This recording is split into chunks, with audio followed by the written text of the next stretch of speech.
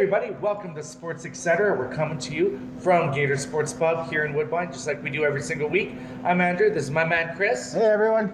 We've got a special guest this week, Tori, Hi, joining guys. us from TAZ Entertainment. She actually hosts karaoke at the Lighthouse every Saturday night. So come on down and check out that show. It starts at 9:30 every single Saturday. We've got a great show for you today. We're going to talk about the Flames.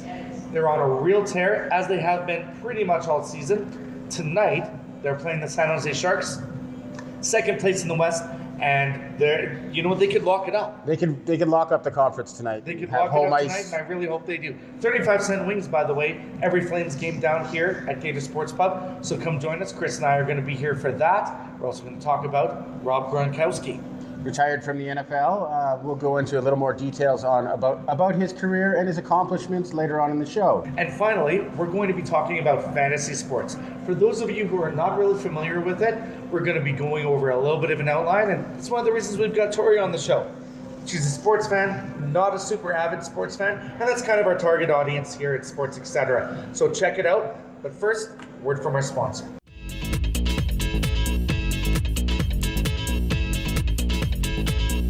Get over the hump at Stetson Village Inn with Sing It Loud Wednesday. TAZ Entertainment takes karaoke to a whole new level with a huge selection of songs and the best sound in town. Enjoy amazing food and take advantage of daily drink specials to wash it all down. That's Sing It Loud Wednesdays at the Stetson Village Inn, Calgary. Hey guys, Tyler here from TAZ Entertainment. You know what drives me crazy? Bandwagon fans. The Flames just won 6-1 against Anaheim. But the night before that happened, I was talking to people who were all pessimistic and upset because the Flames had just lost 3 in a row before that. Do you guys not remember when we lost 6 or 7 in a row 2 months ago, only to come back, win 8, tie up first place in the West, and still sitting at first in the West today? Why are we so pessimistic? Come on, guys. Don't be bandwagon fans, stay on the train, and let's cheer these guys on because this could be their year to win the Stanley Cup. That's the rant. Welcome back to Sports Xcetera. So excited to have Tori on the show. Tori, I've been working with you for a while at TAZ Entertainment, but I don't know a ton about you. How long have you been hosting karaoke? I've been hosting karaoke for about 12 years. Wow. So it's been an experience. I've learned a lot, and I've had a lot of fun meeting great people, and of course having one of the second longest running show with TAZ Entertainment at the Lighthouse for the last 10 years. Wow. Well, I know I've learned a lot from you as I was learning to perfect my skill at karaoke, which is still a big work in progress. I know. But you've been invaluable to me. But going on to sports, how much do you know about sports? Well, I would say that I know like a fair bit. I mean, I watch it when it really means something. So like when the Flames are playing, I don't really follow until we get to the playoffs and think, shush. I know that's an insult and I'm sorry. But yeah, so when the Flames, like now, we're finally getting into the playoffs, I like to actually really pay attention because a lot of times when I'm talking to people, especially at my shows, you'll get even some avid sports fans will be like, you know what, this game isn't really that important. I'm going to wait until it gets a little close to the playoffs. And the Flames the other year didn't do very well. So, I mean, a lot of people kind of lost heart. They were kind of like the Oilers, actually. Well, no, I don't think they're that bad. We didn't have multiple first overall picks. Actually, the Calgary Flames have never picked first overall in the NHL. That's right. I think the highest pick they've ever had is 4th. 4th, yeah. Sam Bennett. That's right. But like from what I'm hearing as well, like we have such a great team of new players. Like a lot of people were very concerned about how all these new players were coming together. I mean, we had a lot of it just last year, and we saw how bad we started to go downhill. So I thought it was going to be a good thing that we were getting some fresh blood on our team, but I guess that we just weren't blending together. There wasn't chemistry there. Everyone was blaming the coach. Like, so what was that, and what's making the difference this year? Well, the coach has definitely made a difference. Bill Peters has brought them together as a team, but another major thing was the trade they made in the offseason.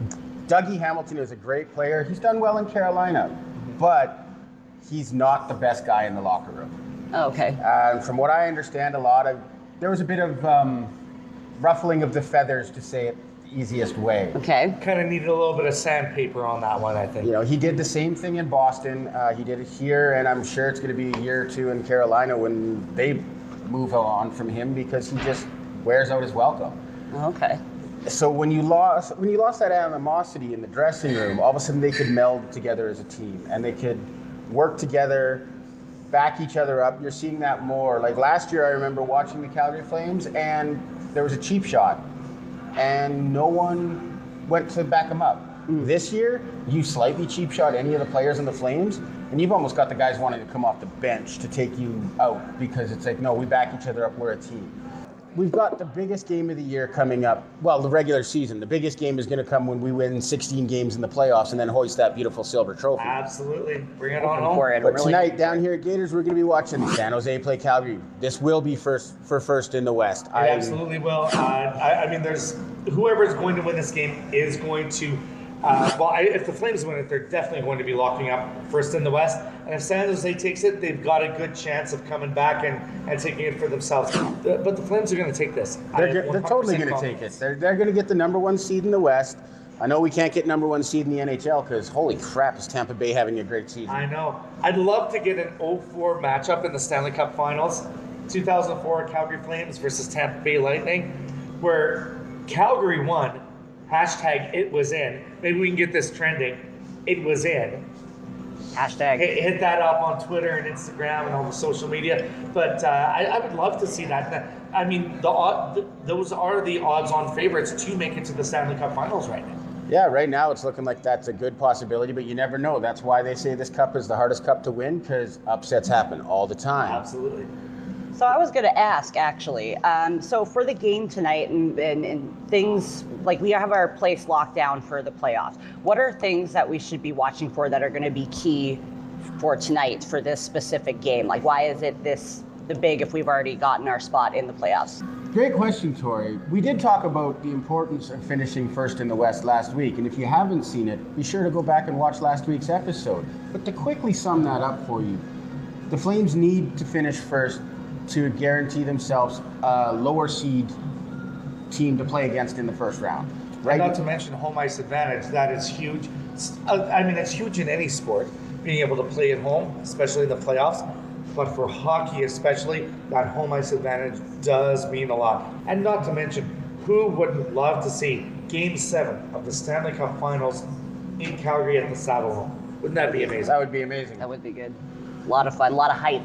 Oh, for sure. So, and we are fighting San Jose for that position. San Jose is a few points behind us, but if we can win tonight, doesn't matter. We'll have taken first.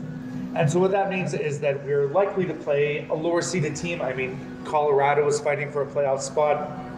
Dallas is in there. Dallas is pretty much going to make the playoffs, but, you know, they might be that lower seed. They might be in the wild card. You know, that sort of thing is yet to shake out. But we want to play one of the teams that is weaker. I mean, you know, we don't want to play a strong team, get kind of beat up in the first round, but we want to have a little bit of an easy way in for the first round or two before it gets down to where you really got to grind it in the third and fourth round. You know, if hopefully, knock on wood, we make it to the Stanley Cup Finals.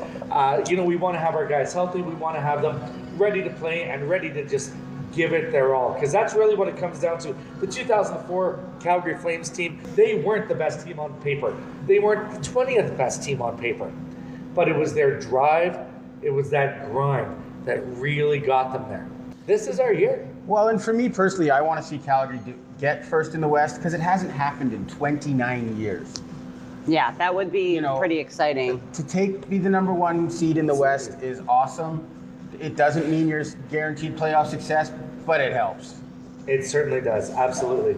How long have you been watching the Flames, Tori? I know that you're a hockey fan, not the most avid, but how long have you been following the Flames? Well, my dad's a huge hockey guy. Like every time it's like, watch out, TV has to be free because Dad's watching the game, right? So you would always sit there and he would, you ask the right questions, you get educated. So I know a bit about hockey and I do enjoy watching it. Yeah, no, my dad was always one to do that. Like same thing with football. We used to go to the Labor Day game against the Eskimos.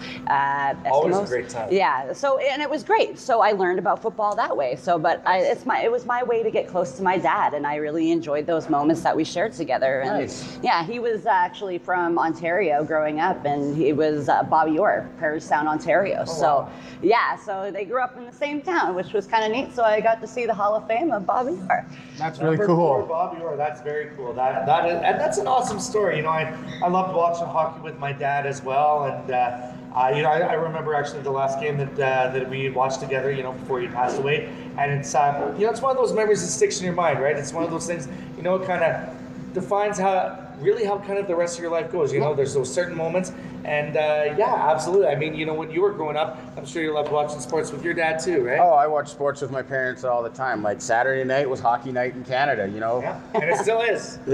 It was just a tradition in the family, you know. Saturday night you watch hockey, Sunday night it was Disney. The other big thing that happened this weekend was in the NFL. Rob Gronkowski, 9 years in the NFL with the New England Patriots, 3 Super Bowl championships, including being a vital component to this year's championship team. Absolutely. He decided to hang him up at 29 years of age.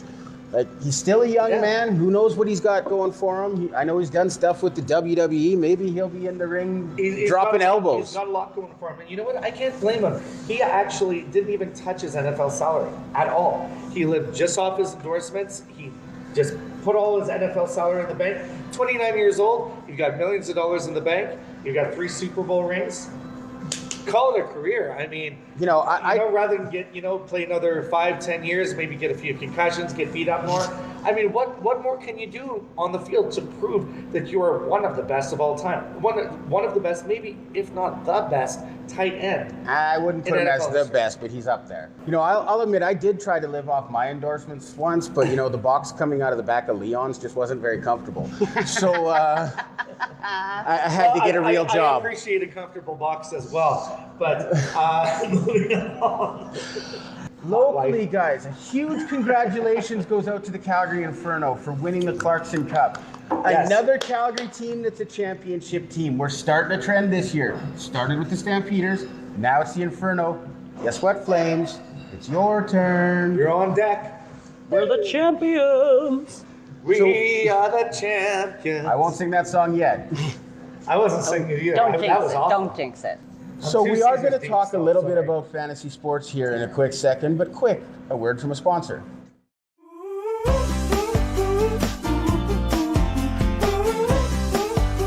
Feeling like my lucky day. I'm getting lucky in whatever I do. Welcome back to Sports Xcetera. Now we're going to talk a little bit about fantasy hockey, and it ties into fantasy football. Yeah. With the playoffs coming up, you're going to see tons of people doing playoff pools. Mainly, I've seen there's 2 types of leagues. There's what's called a keeper league, where it's a long-running league. You get players and you keep them season to season, or a non-keeper league, which is what you mainly see in the playoffs. Right. And that's where you'll draft a team from all across the teams that are in the playoffs. So it means you can follow a team that you don't care about because you care about player X. It's kind of like D&D for sports fans. You're drafting your own team and you're creating your own team to see if you can win. Goes by points, goal scored, assists, goalie wins. It's a lot of fun. I enjoy doing it. I've mainly done fantasy football, but I'm looking forward to doing a fantasy hockey pool this year. Well, my question for you about the whole fantasy football, how do you, you were just saying about the points scored, how do you determine which teams that you pick for this fantasy football? Fantasy hockey? Well, 16 teams qualify for the NHL playoffs. So for a playoff pool, you're going to take players from those 16 teams. Now, the beauty of a playoff pool is you don't want to load up on one team. Like as a Calgary Flames fan, if I'm just going to draft Flames and then they lose early in the playoffs. Monahan, they're not going to lose early in the playoffs. They're not, but I'm just using it as an example. I guess I should have. Okay. If I'm a Vegas Golden Knights fan and I draft all Golden Knights, and when they lose in the playoffs, I'm going to lose the pool. Yeah. But I've Deservedly so. I've really Making such enjoyed terrible it picks. because pools I've done in the past, I'll take a player, say, from Pittsburgh, like Sidney Crosby. I don't care about the Penguins. No. I really don't. But all of a sudden I'm looking and going, oh, wow, if Crosby can get like 2 or 3 points, that'll put me into the lead. you start cheering for teams like I do. It's a little bit more strategic, right? You know, you're not cheering just for your own team. You know, root for the home team, as they say in that baseball seventh inning stretch song. You're going to be rooting for the specific players of many different teams, the ones that you've got on your roster. Because at the end of the day, money talks, right? And a lot of the time there's cash prizes, there's various other prizes, gift cards, whatever that come along with some of these fantasy sports leagues, and it just makes things interesting. It's something to follow along to, and it's even if your team is knocked out of the playoffs, it's something to kind of still follow along and cheer for. Okay. Well, an example, I did a CFL playoff pool or a CFL fantasy team, and it actually forced me to watch an Edmonton and Saskatchewan game in care because I had players from those teams. I wasn't actually cheering for either team to win, but it was like, if that receiver can make a catch, come on, I need those 7 yards. So it's a lot of fun. It's also, speaking of pools, we are going to be doing a beginner's playoff pool. Stay tuned, follow our show, and we will be coming out with the details shortly, and watch Facebook for our events. We've got our Facebook, Sports Xcetera. We've also on Twitter, @SportsXcetera.